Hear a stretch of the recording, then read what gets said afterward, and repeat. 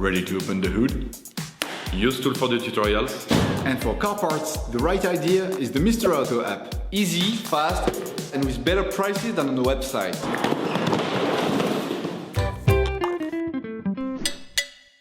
Turn your engine off and pull up the handbrake.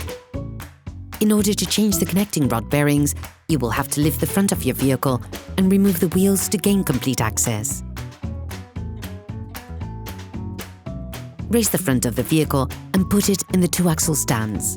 We strongly suggest watching the tutorial, raising your vehicle safely before carrying out this step. You can then remove the wheel. Don't forget to slide it under the vehicle. You will also need to remove the mud guards. Unscrew the drain nut. Use the wrench to begin with and finish off the process by hand. Be careful on the last few turns, the oil can squirt out immediately. You have to anticipate this by placing a container underneath to collect the oil. Let the oil run out for 10 minutes or so. So that you can remove the oil pan, you first have to disassemble the front subframe engine cradle. To do this, start by removing the front mud guards so that you can access the screws holding the engine cradle. On the driver's side, using a socket wrench and a 13mm socket, remove the two screws and nut which connect the metal plate to the cradle. On the passenger side, unscrew the nut using the same tool.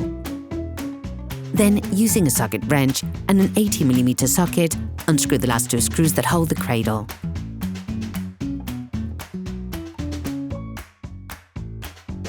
Remove the cradle. To compensate for the weight of the radiator, prepare a wooden wedge to hold it in place. You now have full access to the oil pan. You will have to remove several screws to release it. Start by removing the 4 screws holding the oil pan to the gearbox using a 30mm socket. Then, remove the 2 long screws located in the oil pan using an extender and an 8mm socket.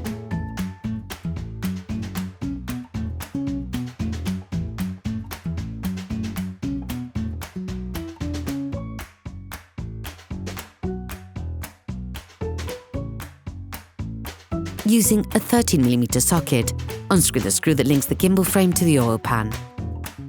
Then remove the screws and the support above the catalyzer with a 30mm spanner. Gain easier access by turning the gimbal.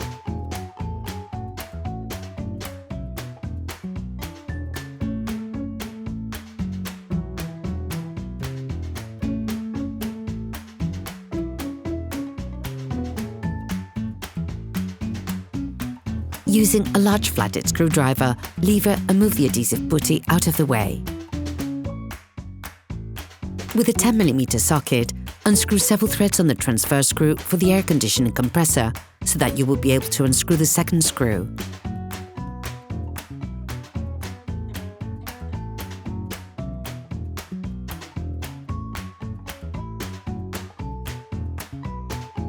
With a flathead screwdriver, remove the connector to the electronic oil gauge.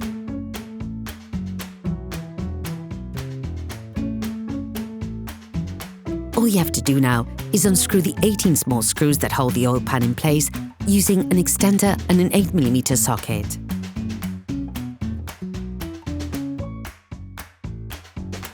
Check that you have completely removed all the screws. The oil pan may be slightly stuck, so don't hesitate to lever it off with a flathead screwdriver. Your oil pan should now be free. Donc là, ça va être un petit peu compliqué à enlever le carter d'huile parce qu'en fait, il y a la crépine de la pompe à huile qui se bloque dans le plastique anti-émulsion du carter. Donc en fait, t'inquiète pas, t'as juste à bien manipuler, à le bouger et t'inquiète pas, ça va venir. Si ça t'a aidé, s'il te plaît, un pouce sur la vidéo et surtout abonne-toi, ça nous ferait vachement plaisir. Make different back and forth movements to get it out. This might take some time. Once the oil pan has been removed, take out the seal. You can now access the crankshaft, which will enable you to change the connecting rod bearings. Since this engine has 4 cylinders, there are 4 connecting rod bearings to change. To access the rod bearings, you have to remove the rod caps. We recommend changing them one by one so that you don't mix them up. With a felt pen, mark the top of the bearing so that you can reassemble it the right way up. This is crucial, as you risk breaking the engine. The tops of the bearings have only one correct way to be assembled. Using a socket wrench, an extender and an 11mm socket, unscrew the two holding screws on the bearing top.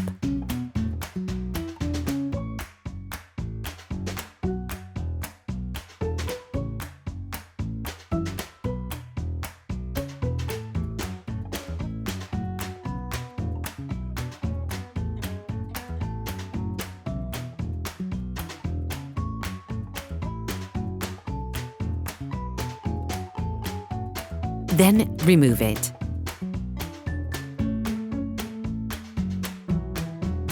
You can now remove the lower connecting rod bearing.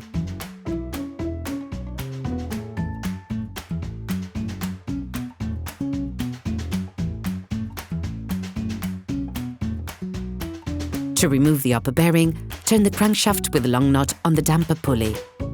Be careful, you always have to turn it in a clockwise direction. You can also push the bearing and bring the piston to the top to make it easier to access the upper connecting rod bearing.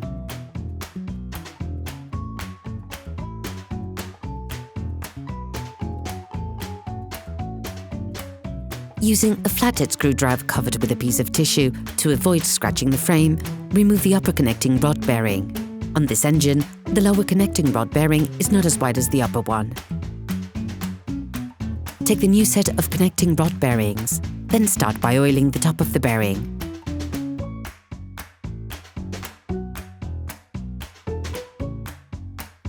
Do the same with the lower connecting rod bearing. Position it in the top of the bearing.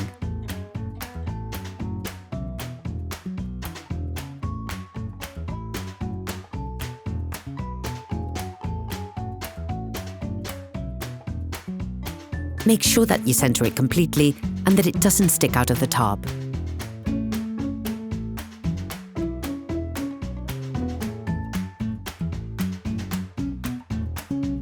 Oil the upper connecting rod bearing. Before putting the different elements back in place, oil the part of the crankshaft where you're going to install the connecting rod bearings, then the lower part of the bearing.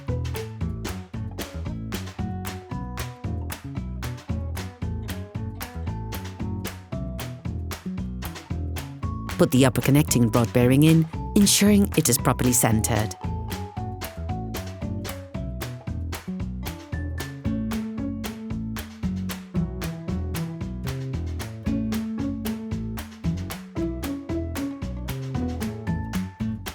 Put the lower part of the bearing back onto the crankshaft.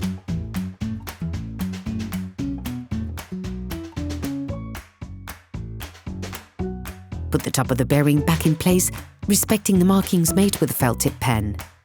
We strongly recommend replacing the old screws with new ones. Screw the screws back in until they make contact with the top of the bearing and the bearing. At this point, take a torque wrench and set it to 20 Nm and tighten the two screws.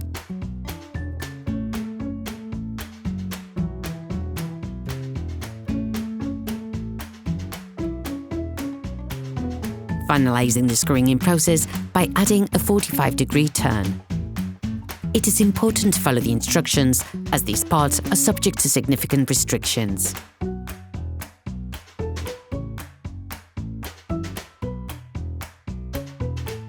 You can now repeat the operation on the other bearings.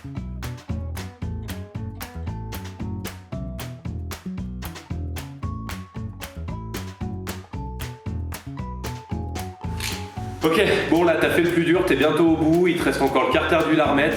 Regarde bien le reste de la vidéo, on va t'expliquer 2-3 petites astuces. T'oublieras pas de remettre de l'huile dans ton véhicule une fois que t'as fini, hein, c'est important avant de démarrer. Et surtout, s'il te plaît, si ça t'a aidé, abonne-toi, ce serait super cool. You need to prepare the oil pan to be put back in place. Start by cleaning the inside using paper towels and brake cleaner to remove any residue.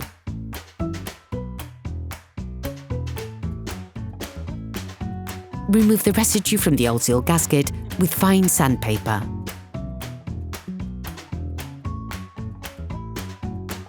Then finish off the cleaning with a piece of tissue and penetrating oil.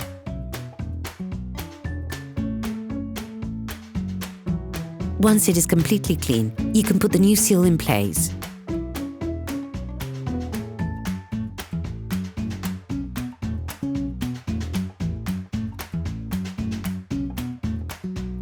Before putting the oil pan in place, you also have to clean the seal gasket on the engine. Once this is done, put the oil pan back, ensuring that you properly position the seal. You may encounter a few difficulties when putting the oil pump intake into the anti-emulsion plastic. This requires several movements. Once the oil pan is in place, screw the 18 holding screws back in with a tightening torque of 14 Nm. Screw in the 4 screws against the gearbox with a torque tension of 44 Nm. Then the 2 long screws. Finally, those for the gimbal frame at 21 Nm. Using a flathead screwdriver, unfold the support stand of the catalyzer, then screw it back at 21 Nm of tension. Screw back in the 2 screws of the air conditioning compressor,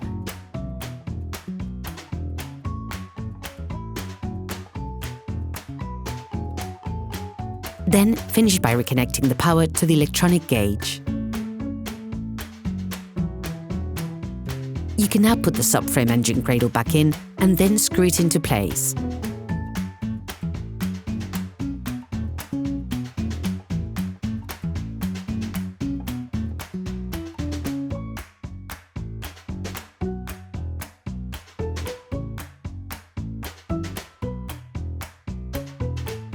Before starting the vehicle, don't forget to put oil into the engine. You can find a tutorial on the exact quantity of oil recommended for your car in the description. Then you will be able to put the wheel back on your vehicle. Put the car back on the ground and fix the wheels in place correctly. Operation completed.